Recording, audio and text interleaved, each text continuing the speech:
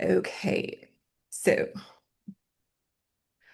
all right. So, astrocartography is basically taking your birth chart. Oh, first of all, I should say you need to have your birth time, birthplace, and obviously your birthday to really make this work. Time is really essential. There's some aspects of like astrology and human design where time can be kind of like, you can play with the time to figure it out. But if you don't have your time, this won't work. I mean, because even within like 5 minutes, it will ch shift the entire map.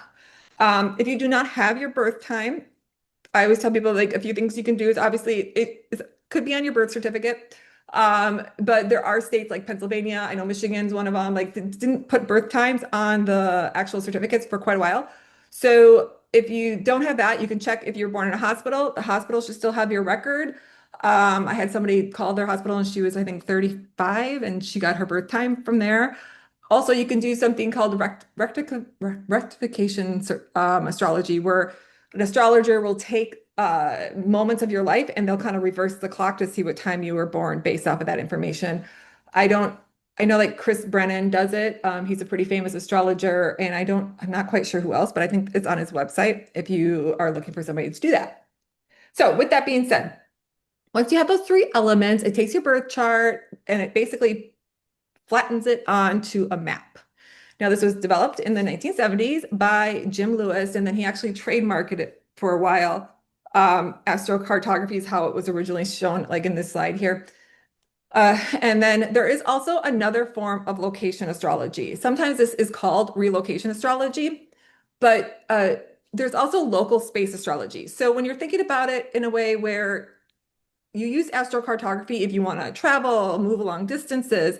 This is past a 50-mile radius. So you wouldn't use like astrocartography if you want to move within a neighborhood or an area or a city, unless it's a really freaking big city. But you can use something also called local space, which I'm not going to go into here, but it's basically taking the astrocartography and shrinking it down into within a 50-mile radius. I mean, you can even use it over your like house and figure out which room you should put certain things in. And it's kind of like a feng shui type astrology, but we're focusing on astrocartography.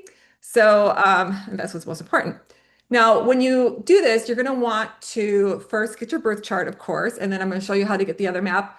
And then after you pick a place or you think like, I want to check out this place, you're going to have to pull something called a relocation chart. And it's going to show you how, when you move to this location, how it shifts your chart, which I'll explain here shortly. So first thing is, how do you get a chart? So you're going to want to go to astro.com, and I'll do this afterwards. I just am not very good at switching between screens, so you're going to have to work with me here.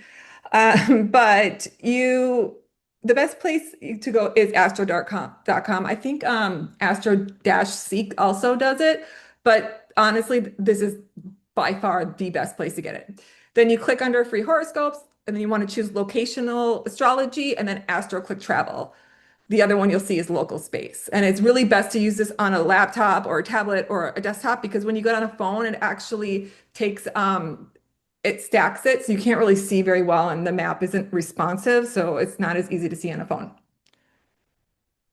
So this is when you get to the site, this is what it's going to look like. Now, when you get there, there's a few things. So it's a little overwhelming when you first get there. But what you'll want to do is you're going to have this option to show details, and that's important because you're going to want to do that because it's going to stack information, which I'll show you here shortly.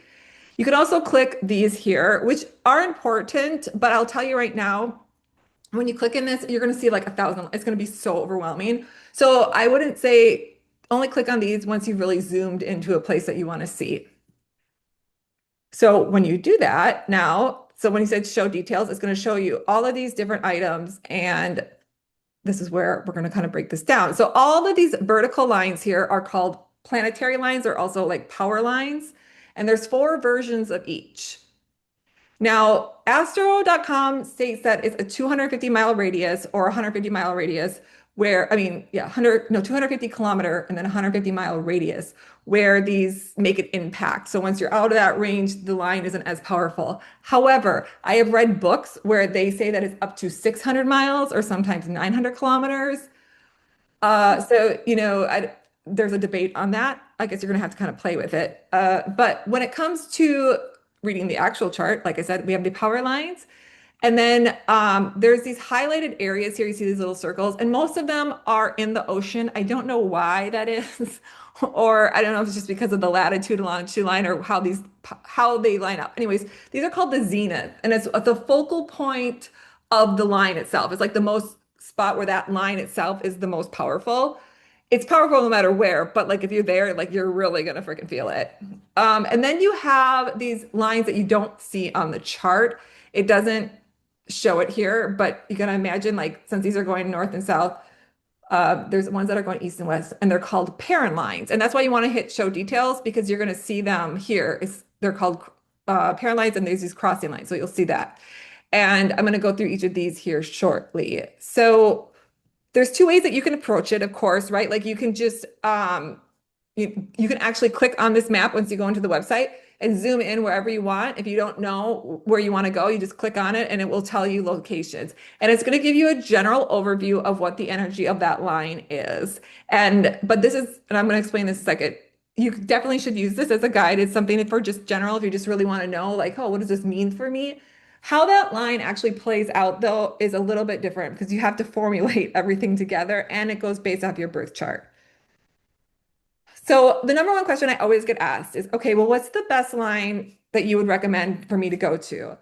Well, first of all, it does matter if you have a day or a night chart, which literally means like if you're born during the day or at night. And this is why, because if you, let's say, if you're born during the day, Jupiter is considered your best planet in your chart. If you're born at night, it is Venus. And then you have these, of course, the most malefic, which I don't really like saying that word because I don't believe any planet is like malice or bad, but it's going to be where more challenges are going to come up. But that's not, it also depends on, again, your birth chart, because like for myself, I have like Pluto is my ruling sign, ruling planet. So what your rising sign is, whatever that planet rules. So I'm a Scorpio rising, I'm a Leo with a Scorpio rising. So areas where I go where the sun is going to be very powerful for me because the sun rules Leo. But your rising sign is more important actually than your sun sign. So as a Scorpio, my most impact planet is going to be Pluto. But if you don't follow modern astrology, it could also mean Mars for me because Mars was what ruled Scorpio before they discovered Pluto. So even though that may not be like your ruling planet, it's going to make that line itself will also have an impact. So I'll kind of show you as I go through, but when I go through my own example, but just to keep these are the things I have to keep in mind. Mhm. I just go through it. Yeah. Nope, nope, nope. Come on. All right, power lines. As I said, now there's four versions of each line, and these are considered the angular houses. They run north to south, and you're going to see it. Sometimes I think it says AC or AS on the chart. It depends. I don't know why I've seen both. But so first of all, the AC is the first line cusp, and this all has to do with self-expression and personal impact. It's kind of like, this area is going to impact you personally and internally. And it's where you're going to feel and be able to express yourself most authentically. And it will influence your personal identity, how you present yourself, and where you can make a significant impact as an individual. The IC has to do with the fourth house, which is about your home. So you're going to feel really at home in these locations. It's going to feel like familiar. And if you're like, looking to build a family, these are good places. Or if it also think about it in the way too, where the IC is, or the fourth house is ruled by the moon. So there's going to be about a lot of emotions, maternal energy, security, personal security. It's an interesting aspect to think about because when you look at your own chart, like for example, for myself, I have no IC lines in the United States whatsoever. All of mine are for some reason in Europe. And I've lived in so many different places because I'm constantly searching for this place where I can feel like, oh yeah, this is my home. Like it just feels like home to me. And I have not been able to feel that despite all the different places I've lived. And I've not been to Europe. I'm afraid to go over there because I'll probably go there and not want to leave. So that's why I'm like, all right, it's just if you have IC lines and then you compare it, it's something to just think about if that's something you struggle with. Now, the DC or the DS is the seventh house, which has to do with partners and relationships. So this is a good line to look at for if you want to find business partnerships, relationships, commitments. However, it's also to keep in mind like the DC line can cover open enemies, so like legal battles. Also, I think that's legal battles, and then was there one other one that was the same? No. So, but it's how you're going to interact with others. So, and how you influence the area will be based upon other people of how you interact with the area. Now, the MC is the 10th house. So this is going to be where you want to go if you want to find a career, your public status, recognition, you want to be very social and kind of like your purpose, in life. Now, it's where you're going to be likely be noticed and how it will make a significant impact in your professional life itself. And the and that is usually, I was going to say one other thing about that. Nope, I'm not. Sorry. Okay. Now, the parent lines, as I mentioned, are the ones that go across, and you don't see these on the map. And these are two planets that are at the same time they're rising, setting, accumulating, anti-accumulating at the same latitude. So when they come together, it's kind of like this relationship, and they're going to blend the energy of the two planets.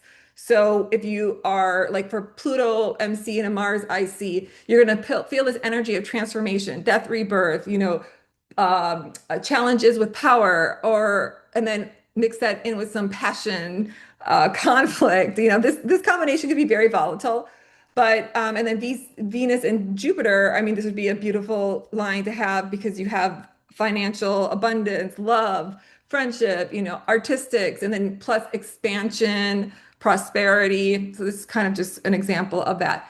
Now, um, these can also create some powerful turning points because when you look at the chart, not every place you have is going to have a power line. And also you're going to have to keep in mind that sometimes that these angular lines have aspects. And when I was in there before, when I was talking about these, so when you zoom into an area and you click on this, you're going to find some aspects. So it's going to show up out of the power lines because the aspect lines are just as powerful as a powerful line. If you don't have any lines there, that's okay. You don't need to. You will have definitely parent lines no matter what. There's always going to be a background energy to that environment. Now, one thing that I have noticed, and I've not seen this in astrocartography, but just through my own experimentation, and I'm going to pull in a little human design here without trying to complicate this. But in human design, when you talk about environment, it gives you an option whether you're supposed to be active or passive in your environment. Meaning, when you go and choose your environment, will you make an impact on that environment or will that environment make an impact on you? Now, I have an active environment and I'm in something called kitchens. So it means that I'm meant to go to places and create change. And that's been a very big theme in my life. However, the one place where I did not have that, like, you know, uh, super like impact where I changed a bunch of shit, oh, sorry, stuff, was in, well, Denver, and it was more internal and more reserved. And that was because that was my Chiron line. Now, my Chiron line is in, when you look at your chart, let me see if I can pull this really quick. So here, we're going to go through this in a second. But when you look at a birth chart, your planets that are above the horizon or this line here is the planets that it will affect you externally. If you have planets below the horizon, they are more internal. So my Chiron is in an internal aspect. So, and then all the other places I've lived have always been planets that are been up above here. So that's one way you can kind of look at it. I don't know, like that's just my own experimentation. I'm not saying that's for sure a thing. It could be cut, it could just be my own experience, but it's just something to keep in mind with. Um, okay. So now I'm going to go into the individual lines. Do we have any questions so far? Are we good? Good. Okay, cool. All right. So each of these lines. Now, the sun line, of course, is a beautiful line to have. It's on the map. You'll see it as a dark orange red line. It's supposed to be as a very positive influence for you. And you may feel more self-assured about yourself, charismatic in these areas, but you also want to be mindful of your ego and keep it, of course, in check because the sun can definitely influence that egotistical energy. And also if you're not in balance with yourself in general, though, like if the sun line is a positive influence and it can bring abundance, it will actually allow you to enhance your own personal power and presence. But however, one thing that also the astrocartography chart does not tell you is that how your planets are positioned in your birth chart makes a difference. If your sun is in something called detriment, which like I think I'm trying to remember now. I think it's the sun. I don't remember what sign the sun is in detriment now. For example, okay, in Virgo, Venus is in detriment, meaning like it doesn't work as well. It kind of like it's this energy is it's expressed as wonderfully. But you could also have something where it's called exalted. So if, for example, your Saturn is in Libra, Saturn is super powerful there. He's like super like, yeah, I love this sign. And he gets super excited. So he's going to be more energetic in there. So you'll have to check to see how these positions are. So if you have a sun, like I said, that is in detriment or doesn't have a lot of aspects, these areas could end up being challenging for you, or it might help you kind of boost that confidence that you've lacked because you haven't had that energy to support it. So you just have to be mindful of that. I just want to make sure that and so emphasize that just because this is the energy of the planet or the luminary doesn't mean that's exactly how it will feel for you. Okay, so but the impact and also the impact of the angular. So I'm not going to go through each individual line, but if you think about it, like if you are along your sun DC line, that means that other people will help you shine, right? They're going to make you feel more confident. Your relationships are going to be put on display. If it's an AC line, then it will be something where it will help you with your own personal journey. The moon line. Now, this is where you're going to feel this will definitely affect your emotions. When I moved to the East Coast, my moon line, this is where I'm like distance or radius, like my moon line's a far past the 250-kilometer mark, but I definitely feel my moon line here. You're going to feel definitely more emotional, have to deal with emotional aspects of yourself in the inner self.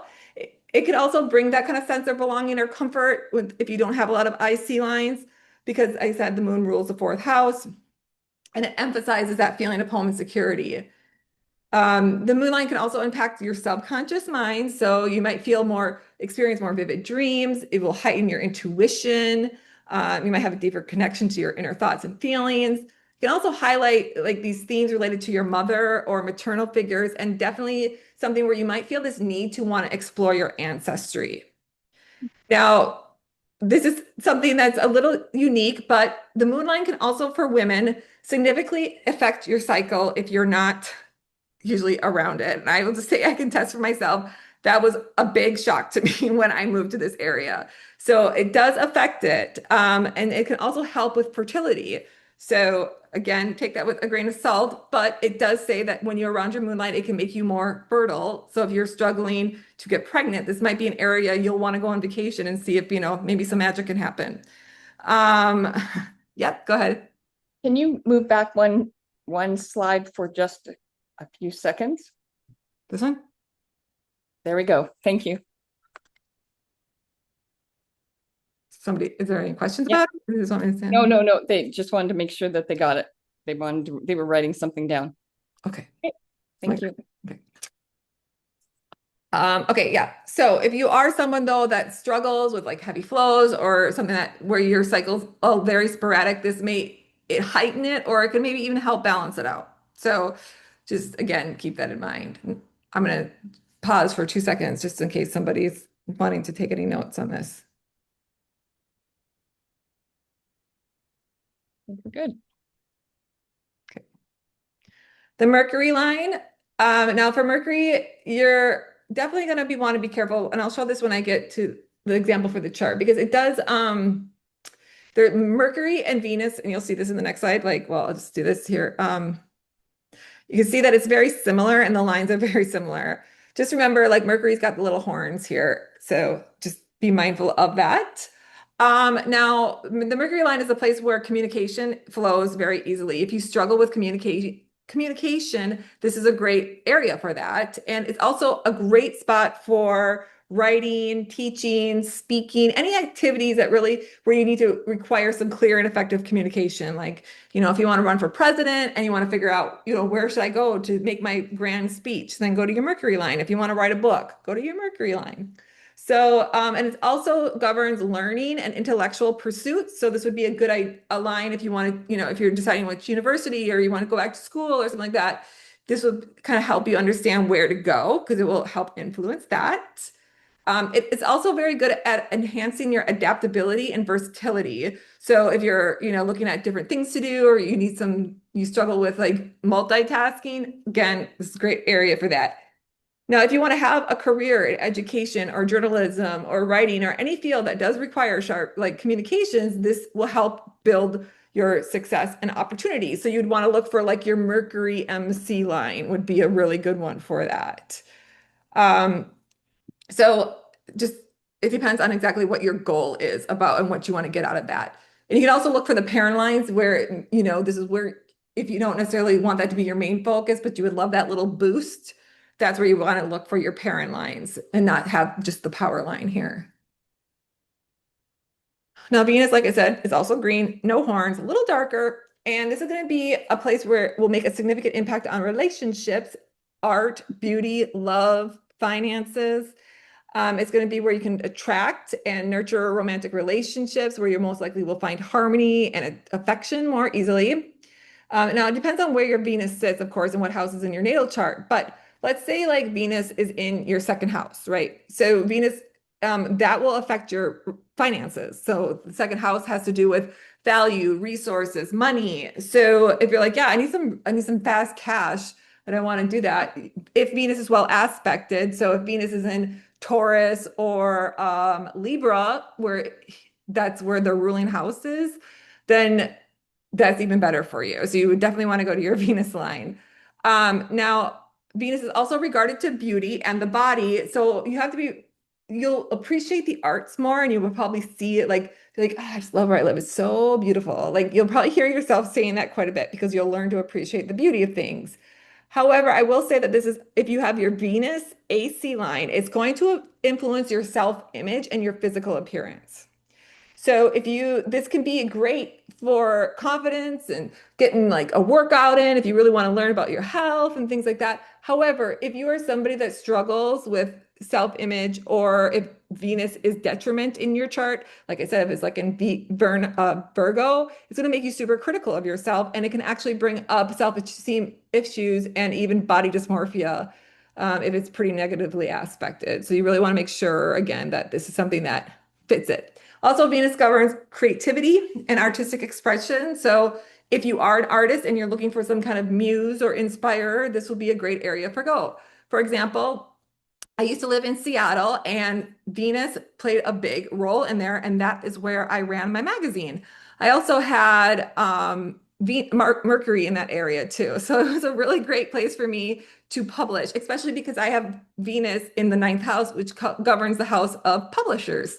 So it was exactly where I went. And it's also where I learned and expanded my creative designing abilities.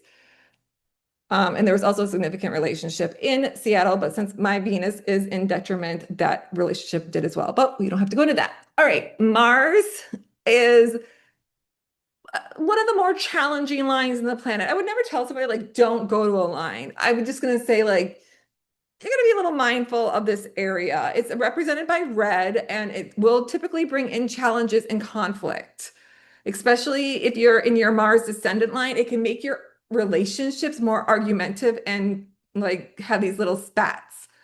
But it can also bring in passion and make you like more motivated towards your goals and working out and your work because Mars also governs sexual energy. So it can actually bring significant improvements in your sex life if that's something that you desire, or if it's something that's missing in your relationship. Mars would be a great place to go as long as it doesn't conflict with the DC aspect of it.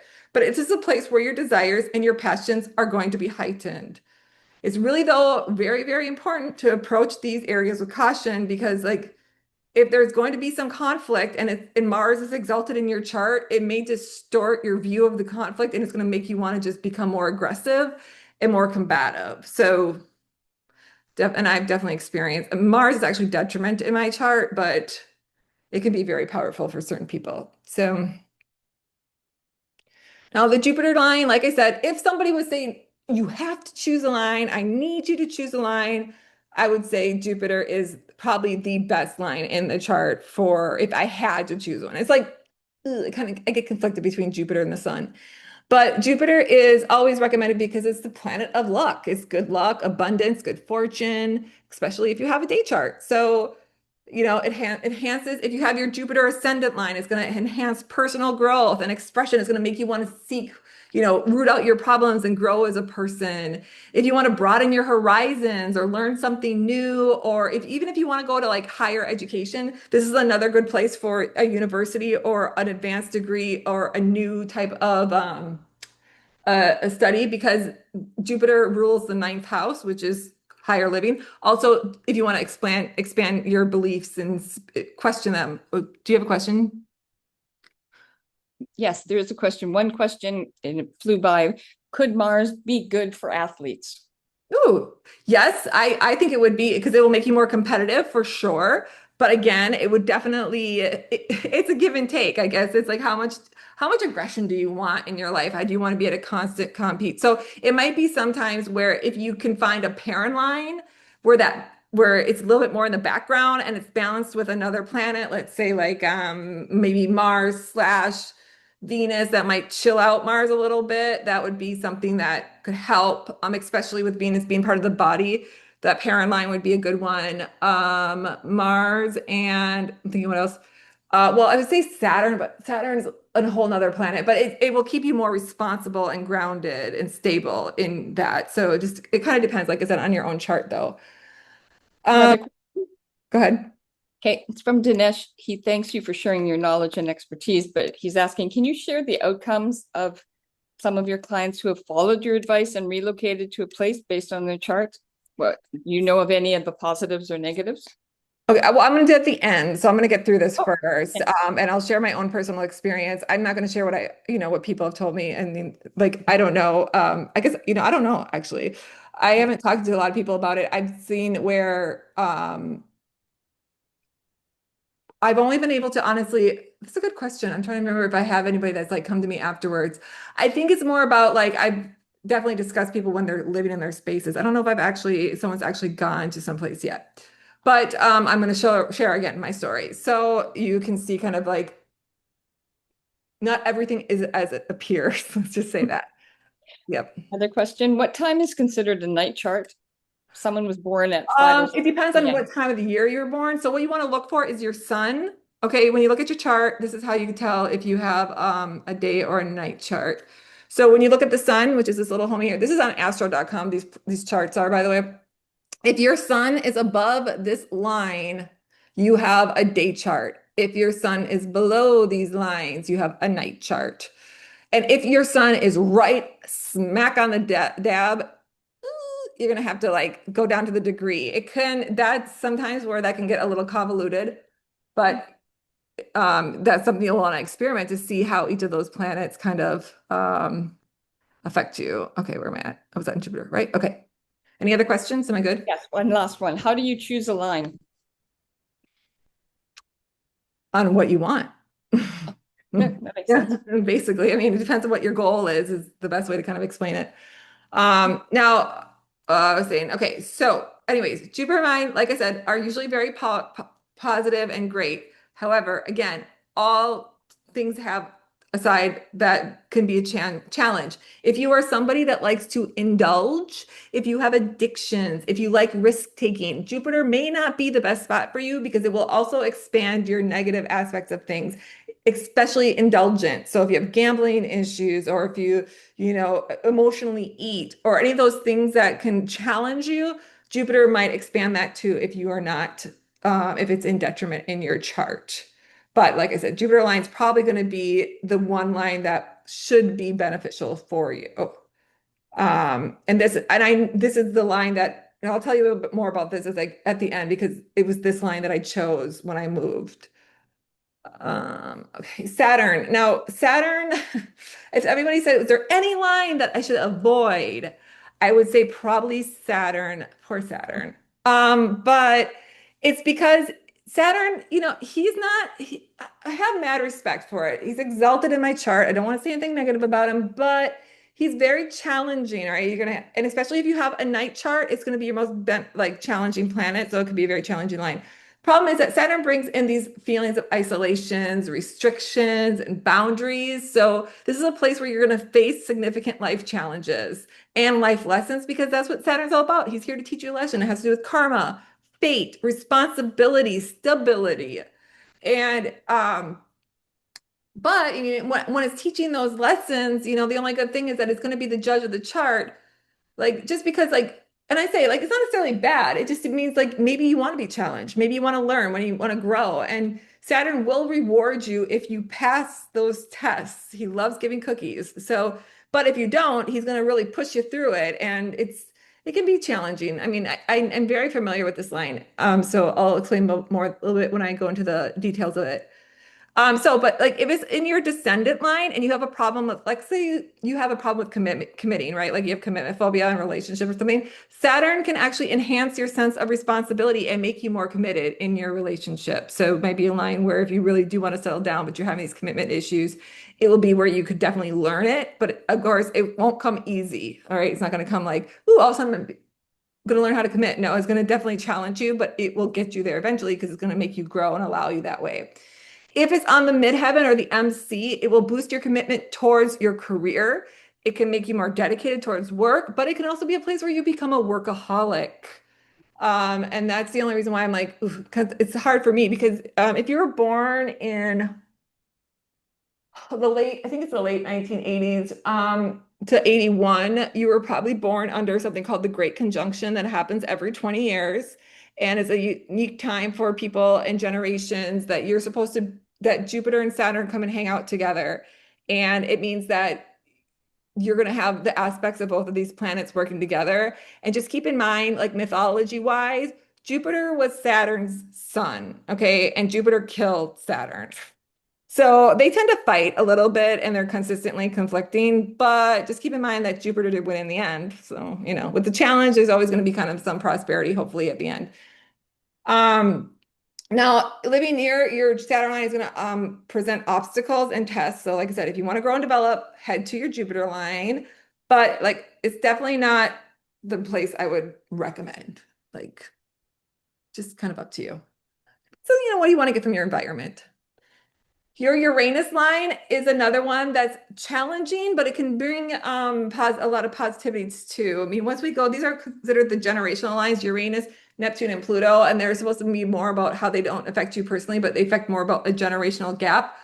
But so in these areas, you might get involved in more of the broader aspect of things, but Uranus is ruled by Aquarius, so it is an excellent line for innovation and technology. If you want to get into the tech aspect of the world, you'll probably want to head to your Uranus line. But so if you're creative, you want to engage in some cutting edge field, it supports these new ideas, unconventional thinking, but just be prepared that it's going to also cause a little chaos and unexpected challenges or you shouldn't say challenges. It's just that it's not very like things are going to be very spontaneous and it's going to kind of come in these rapid changes and kind of like a pinball machine, like where some of this kind of go ping, ping, ping, and like you don't know where the ball's actually really going to go. Sometimes you can see it, but then something else might get in the way. This is also a great place for intellectual pursuits and learning something new, especially in innovative fields or technology. Now, keep in mind that if you go to a place where let's say your Uranus descendant line, you're that DC line, it can sometimes disrupt relationships and turn them upside down.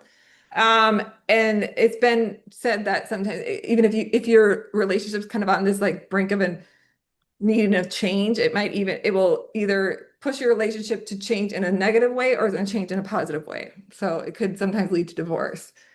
Again, you're going to want to check your natal chart though to see where Uranus is at in your chart. It gets different for me. My Uranus is conjunct with my ascendant, so my life is constantly being chaotic and like unexpected changes. It's amazing. I love it. Now, so if you're seeking excitement, this will be a good place to go. But this depends on what you define as excitement. Mhm. Neptune. Now, Neptune's another one of these challenging lines that I would say like it's got some really awesome aspects to it, but it's got some really challenging aspects to it too. Because Neptune is a beautiful place. If you are like, I need to go get like a spiritual retreat and I want to like go and meditate, I want to really get in touch with my spiritual side. Neptune is beautiful for that. It will help you really connect with practices to meditate, Kadara, meditate, um, yoga, and connecting really with the inner self and your higher self, right? But there are some mixed feelings about this because Neptune also brings in a lot of illusion and confusion.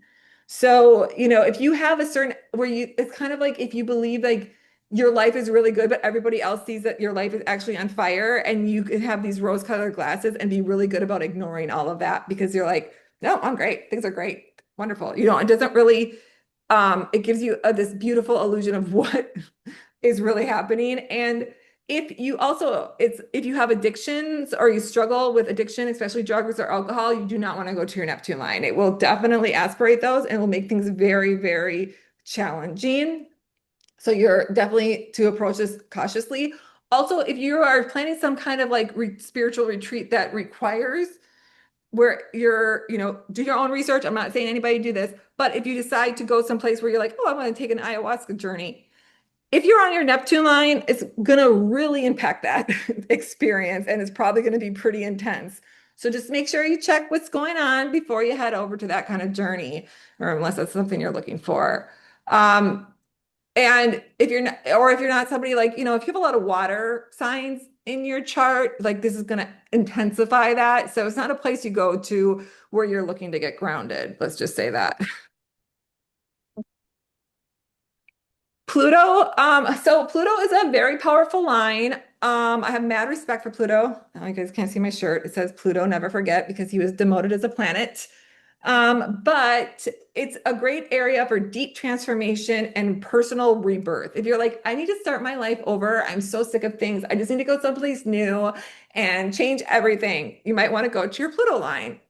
However, it's great for seeking change and growth, but it's not going to be easy about it. It's probably going to be pretty intense, and there might definitely be some challenge about it. Pluto is literally associated with the word upheaval. So, you know, when your Pluto squares Pluto, it's a time of upheaval. And that's another thing too. You're gonna want to check what transits are going on in your life. I didn't mention that, but like if you're going through your Uranus opposition and you go through your Uranus line, probably going to be a little more important there, right? So if you're going, like if you're Pluto square Pluto, if you're in your time of upheaval and you go to your Pluto line, it's probably going to be super intense for you. Also, again, like I said, Pluto rules me. So it's more, whenever I go to my Pluto line, I definitely feel it. Now, one good thing to know about Pluto too is if you are looking into getting to the occult or, reincarnate, you want to do some past life regression, or you want to speak with dead people, or maybe you want to go and see a ghost. Pluto lines are really good for that. They say that this is the best place for you to have some kind of paranormal phenomena or communicate with the dead. So if that's something that you're intrigued about, you might want to go check that out. I will say this. I went to my Pluto ascendant line when I went to Salem, and that was the first time I've ever seen an actual ghost in my life. So, and that was right next to my Pluto line. It was super fun. Wasn't anything scary for me, but it was just the only time I've ever seen one, and I've not seen one since. So either way, Pluto is great for oh, and also, yes, it can also include intimacy, increased intimacy, because Pluto rules the eighth house. So shared resources. Oh, if you're one that likes to get into debt, that might be a little bit of a challenge too, like finance wise, because it has to do with shared resources. But if you're like, it's also a good place where you might be able to get like an inheritance or money from others. That's just one way to kind of look at it. Chiron. Now, Chiron, if you're not familiar with Chiron, it is the wounded healer in your chart. It's not usually obviously one of the major seven planet or the major I don't know how many planets we have now because Pluto's gone. Anyways, Chiron is an asteroid. Yeah, he's an asteroid, I think. Anyways, it's represented by a black line with a little key. And this is a great place to go if you need some healing. Not so much like a spiritual retreat, well, I mean, you can use it as a spiritual retreat, I guess, like a healing retreat, but this is more about kind of a long-term healing or a deep healing. It's really where you go for like self improvement, addressing personal trauma, those childhood traumas. It's where you learn to really grow spiritually and emotionally. So, for example, I said when I was in Denver, I was very internal, but I was on my Chiron DC line. And before I moved, and before I even knew about astrocartography, I was like, I just want to go someplace to heal because I was in Seattle at the time and I had a crappy relationship that ended really negatively and I was in a really bad space. And for some reason, I chose Denver. And so when I learned about astrocartography, I was like, oh, no, that makes sense because I literally chose a place where I'm supposed to go and heal. So it's just kind of unique of how you can be drawn to certain areas because that area will give you some place that you need. Also, the Chiron line is great if you are trying to train to be a healer. So, like, or if you're like a therapist or a counselor, like Chiron lines can be really good for that. If you want to learn some kind of healing modality, because it's funny too, because I actually learned Reiki when I was in Denver, because I had a desire to do that. So, and it's where I learned astrocartography. So anything that you want to learn in the healing aspect, healing old wounds, transferring, like, and as also be aware that Chiron's not also easy because with every planet comes some kind of challenge. So just don't go there, but you think like, oh my gosh, I'm going to heal and everything's going to be great. There's still going to come with challenges because no healing journey is easy. If it is, you're very lucky and that's awesome, but usually it's not. So, but I think any other way. Oh, and also, the mythology behind Chiron was that he was like half man, half horse, and then he got injured and he couldn't heal himself. So he became a healer himself. So that's why this is he had to go through all this pain though first to get to that level. So just keep that in mind. The nodes, now it doesn't differentiate between your south or north node, but these are great for if you want to be go to a place where fate and destiny will likely play out. They are connected to destiny and life purpose. And so something that if your north node is in the end, oh, I guess this is like if the north node's in the MC, then your south node would be in the IC. The south nodes, and the south node's going to represent more about past life experiences. So you might go to places where you're like, I swear I've lived here before. Like they just have this really, this is like different than the IC line. It's more so like you might even have like, I don't know, experiences where you're like, I swear to God, I've been here before, deja vu or things like that, because it might have been a place where you had a life before. If you believe in that, I'm not trying to push any beliefs on anybody. Um, I have a node here, so it's something to keep in mind. But anyways, I was like, you'll just it's some place where you might see where like, oh, I could live here someday. You just have this like, weird connection or this weird affinity towards it. So, anyways, either way, North Node is associated with destiny and your future and your purpose, and it's where you meant to kind of grow and evolve.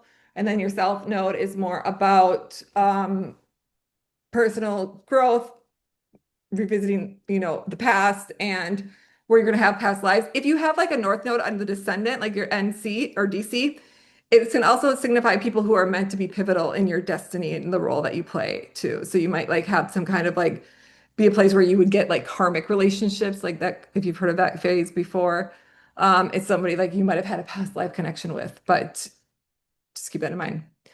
Now, as I mentioned, so these are all the lines. Do we have any questions on lines before I go forward? Yep. Okay, go ahead. Okay, let's go back to get some of these questions.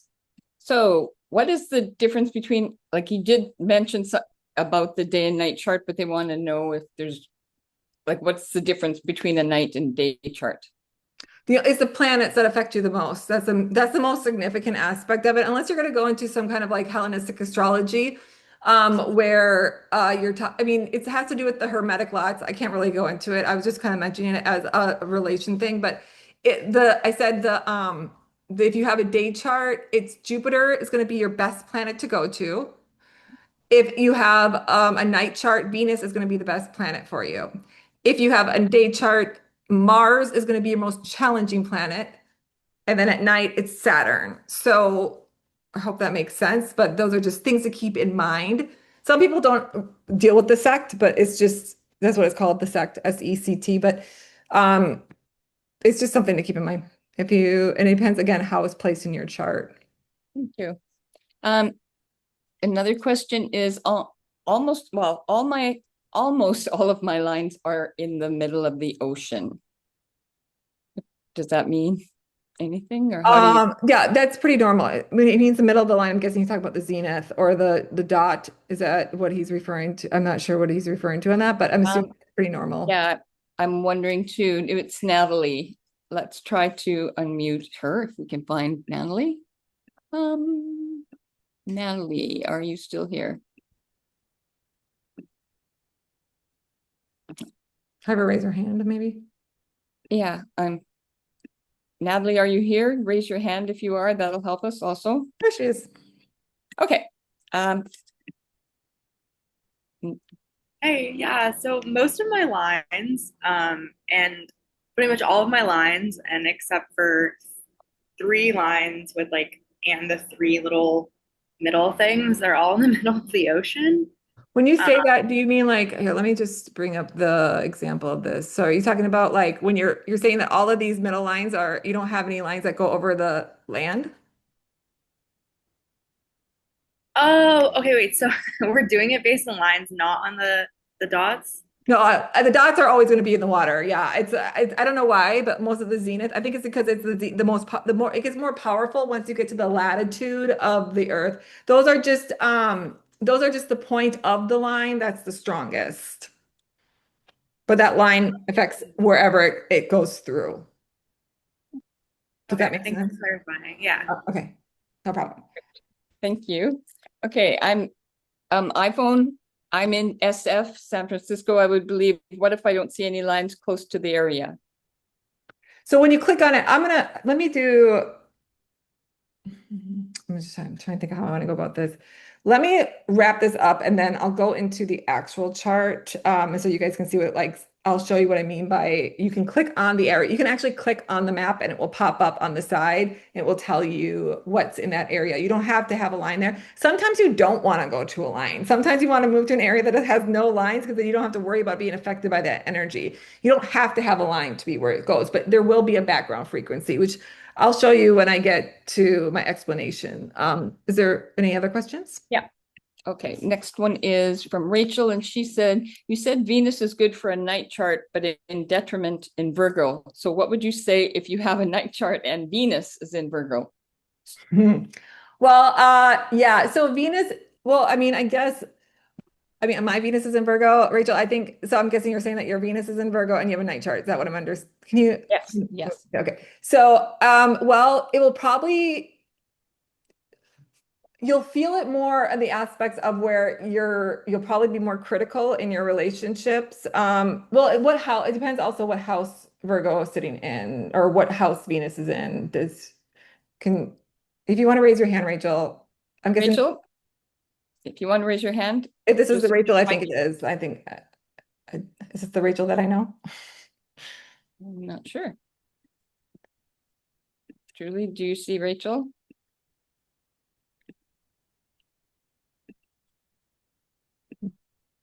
Oh, asked to unmute. There we go. Rachel, Harold, I believe. Oh yeah, There. Rachel. Yep. Mhm. Yep.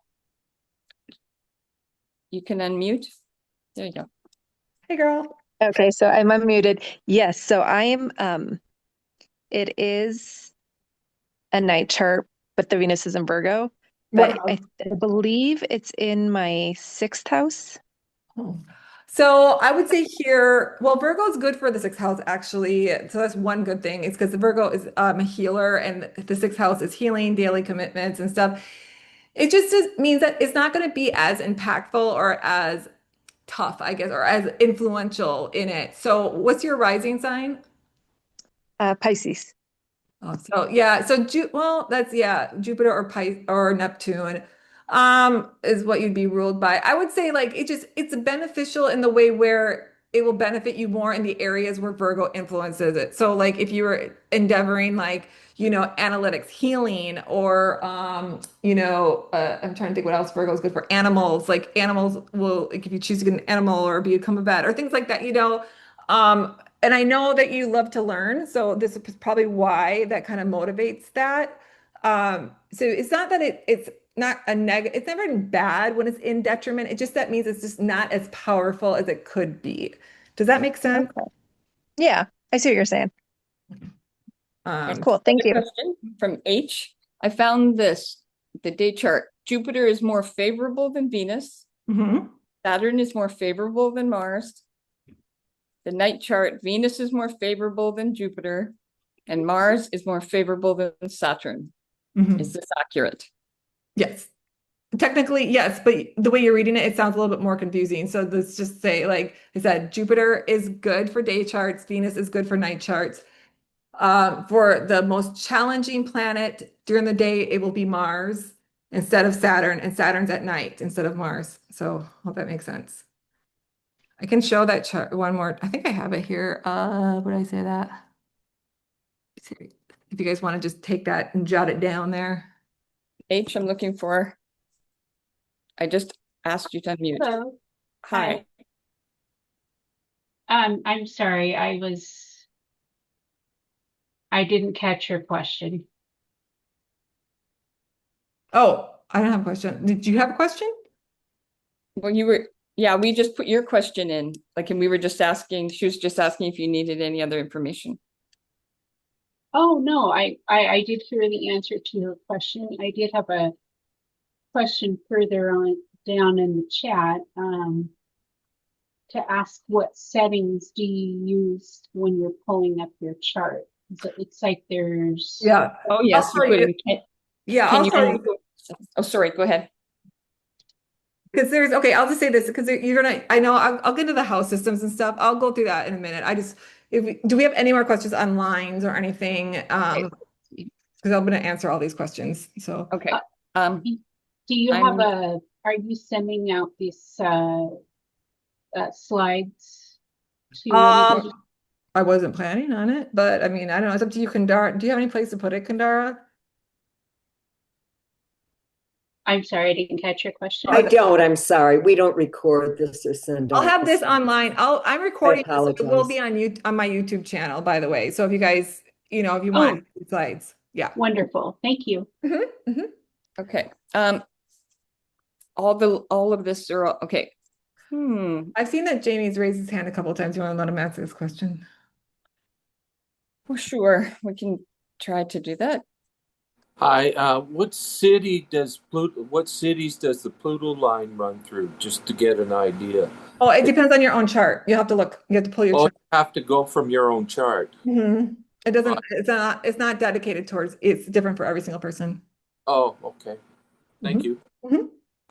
I'm just taking a look. I'm looking at my chart. This is from Queen, and notice that my Mars line is in a place where me and an ex traveled to. We'd been together for a while, but broke up when we traveled to that location. Oh, I guess that's. And that's another thing too. Yeah, I didn't mention that. It doesn't have to be just a place where you go to live. If you travel to these areas, that's why it's fun to kind of go back and look at it. Like if you've been in these areas, even when you travel, that's why these play and how quickly the area affects you. It depends, of course, on transits and stuff like that. But sometimes you'll feel it the moment you get there and your life will change. Sometimes it takes a few months. It depends. Okay. How close do you need to be to a line for it to have a major impact? This is where the debates are. They say, like I said, astro.com says 250 kilometers, or I think it was like 150 miles or something like that. But the book originally, the astrocartography book, said it was 600 miles or 995 kilometers. So it depends on really, I think, I just from my own personal experience, like I said, I think once you're past that 250 kilometers or that 150-mile mark, I think the line's probably still effective, but it's not as maybe powerful. So it's really going to be your own experience in that. Okay. This question keeps coming up. Is 5:07 p.m. considered night? Or after sunset is night? In the wintertime, it's night. In the summertime, it's not. I'm not sure. It depends on, just look at your chart. When I said, when you go to your chart, all you have to look at is, let me bring that one up again. The upper half or the lower half? Upper half, right? So you're going to see an ascendant, you're going to see your ascendant and a DC line that's flat line. If that sun is above that line, even by 1 degree, that makes you a day chart. If it's below it, it makes you a night chart. Okay. Who is this? Lori May says, I'm a day and I've been looking to move to my Jupiter ASC line. Does that make sense? She's wondering. ASC line? Yeah, her ascendant line. Yep, Jupiter ascendant line. Yeah. Okay, and that was just a comment, and I guess she's wondering what you would say to that. Well, it depends. Okay, let me continue on. I'm gonna show you guys the next steps that you need to take, and this will maybe help clear up a lot of the questions. Is there anything specific to lines though? Anymore? Are we good on that? Not specific. two lines at this point in time. Nope.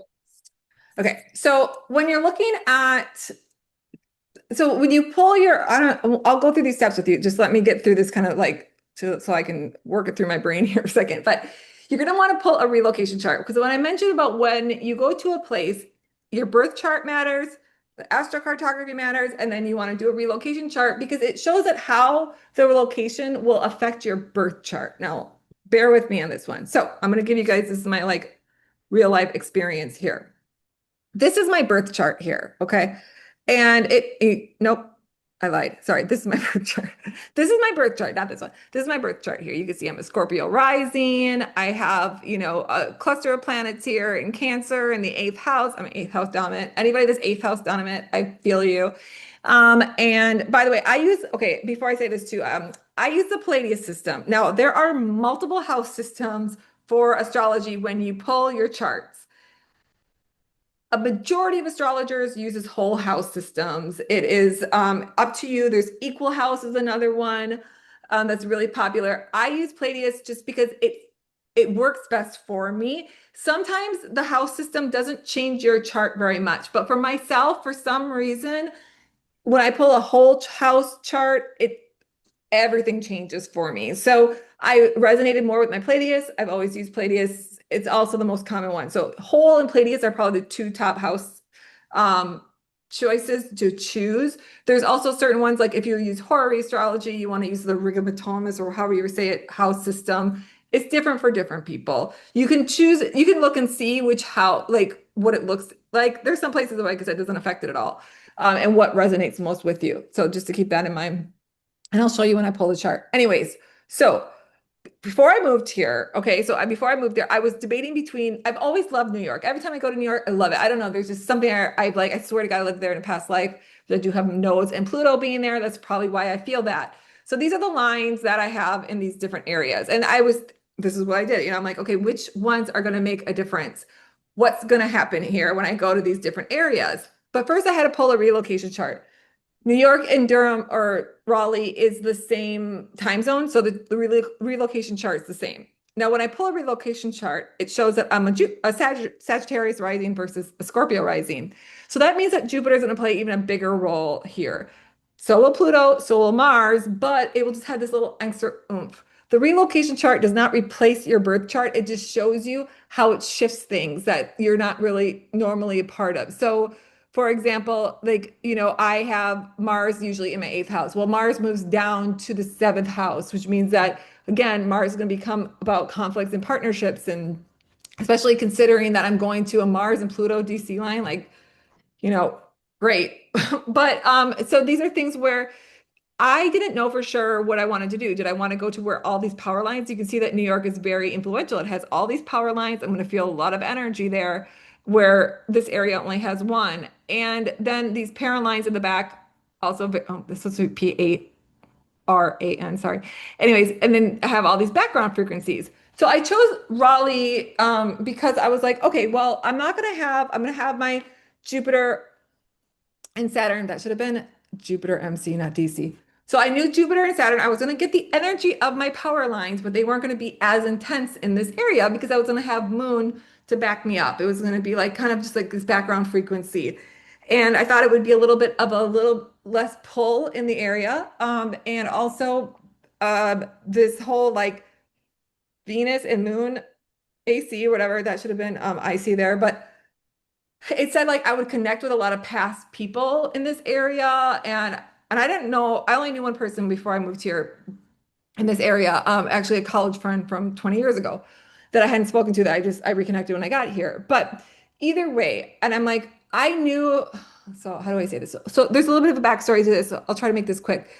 But in 2022, I had a hypnosis, and some of you that know me know this story, but I did something called QHHT. And under hypnosis, I told myself I was going to make this major discovery in 2025.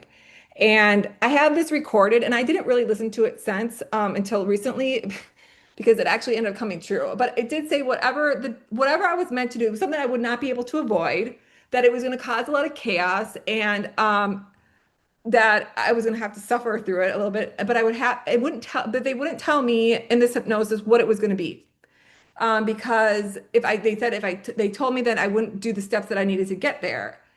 And there's more to it than that. I'm just shortening the story here. But now for the last 2 years, I am somebody that does not like the unknown. And I'm like, what the cruelest thing they could have done to me is tell me this and not tell me what it was. But I was like, fine. And I was 100% convinced it was going to be, I was going to make a major discovery in genetics because that's what I started seeing, like was studying. And I just felt that was what it was. And I, but I started like, so I picked an area, I wanted to find an area that had genetic research going on. Now, New York is very big for that, and so is this area. So I was like, yeah, because I was going to prep it. Like, I'm like, I got to go in the area where my destiny is going to be, whatever this moment is, because I said this was something I could not avoid. Now, I saw that I had my nodes in this area, but I also have it in New York, right? So I have the nodes here and the nodes here. So I was like, as long as I go someplace with my nodes, whatever this destiny is going to do is going to happen. And now it has come true. Definitely not. I did not make a major discovery in genetics, because you guys probably would have heard about that. But this is what I did not realize. So when they talk about astrocartography, they don't talk really about the signs or how much it affects you. And it does say like you're always supposed to go to your chart, right? Well, so here, what I've done, so for something that you know, I'm in a huge legal battle here. Like it has been the life-changing thing that has allowed me to discover, and I'm not going to get into the politics of this, but either way, that there is a huge systemic problem in our judicial system, especially in this state, to a point where it has caused great suffering for me and distress to want to change and make this reform. Now, I went back and I listened to my hypnosis recently, and it was funny because I didn't remember that it said I was going to be on the East Coast, but I did say I was going to be on the East Coast. And I did say that what would happen was that one thing would stack upon the other to the other to the other, where it was in a kind of unravel. And that's exactly what has happened. And that I would have to prove myself. And that's exactly what has happened. But it said that I couldn't avoid it. It would be something that would have to happen. And this is, you know, we can have this huge debate about free will and fate, but I'm not going to go into that. But I was thinking about this, where what happens if I would have chosen New York? Would I still be experiencing this, right? And that's a question to think about. But what's interesting is that I probably still, if I would have chosen New York, would I still be dealing with a legal battle? Well, first of all, so as I mentioned, this is how you want to look at this, right? So in my own chart, I have Jupiter and Saturn conjunct. Jupiter and Saturn is conjunct in the 10th house for me for purpose, career, destiny, whatever. And it's in Libra. Libra rules legal realms. And so does Jupiter.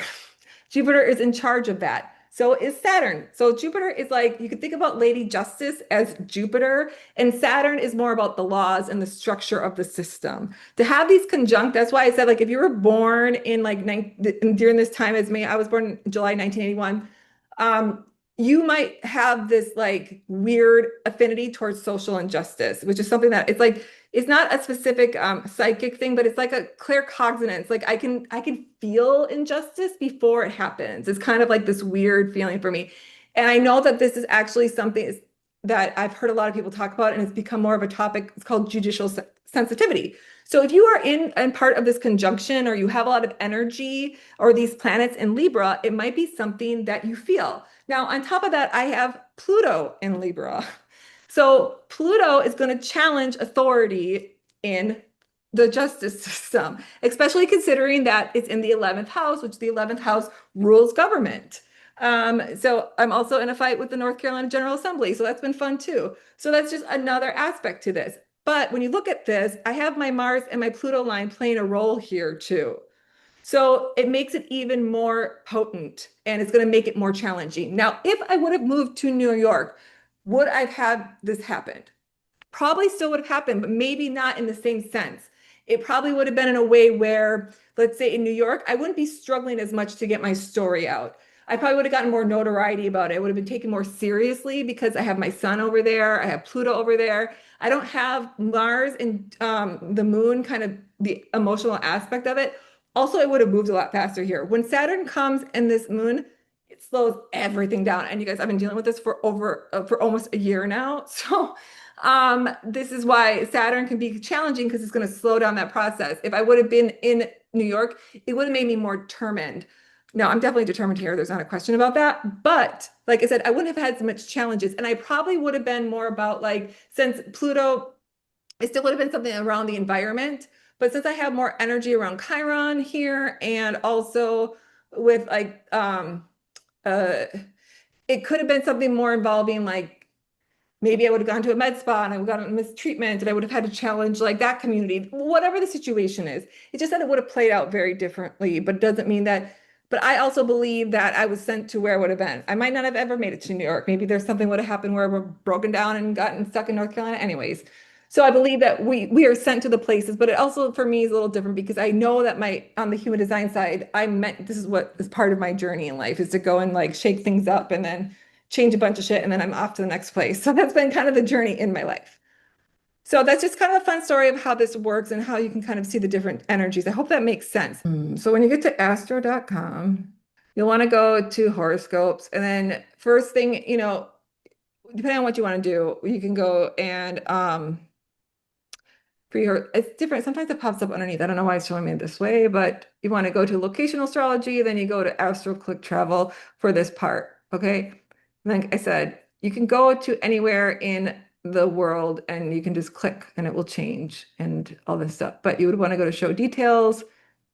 And then, as I said, like you can choose this to click on. You do want to do this because it will tell you kind of negative aspects and harmonious, but like that's super overwhelming. So it's really good to only do it when you're in a closer up area. And then it will show you in these. And like I said, you could click on this, you know, like it will give you some information, but it's not going to tell you everything. You have to look at your own chart to compare that. And then once you get the chance and you're like, okay, well, I want to go to New York, whatever. Now this is where you would go and you can hit down here and you hit extended chart selection. And then scroll down here and you're going to see all the way down on the bottom here. Where is it? I know it is in here. Not, oh, I thought it was just, oh, they seriously just changed this on me. Where is it? I just pulled it up. Okay, it's supposed to be this one, relocation. I thought it's just supposed to, does it say local space chart and am I being crazy right now? Is that what Yeah, that? it says local. Oh, there it space is. Okay, there it is. No, relocation chart there. I was like, well, I'm pretty sure I'm not crazy. Okay, then you hit, and you know, you don't have to choose anything here. You can just hit show the chart. It's up to you. It's going to default. I think it defaults to the Pleiades system. But if you want to choose a different, you know, the whole sign houses, yeah, it is Pleiades by default. But that's where you'd want to go and do that there. But anything else like this, just don't worry about it. It's just gonna confuse you. And then you can, I mean, if you want to go into that, you can just do it. But anyways, show the chart. And that's where it's gonna, this is your relocation chart. But if you need it, it's not, if you haven't put in the place, you got to go choose a different spot for the reference place down here. And that's where you would choose the city. You just hit other town and then, you know, continue.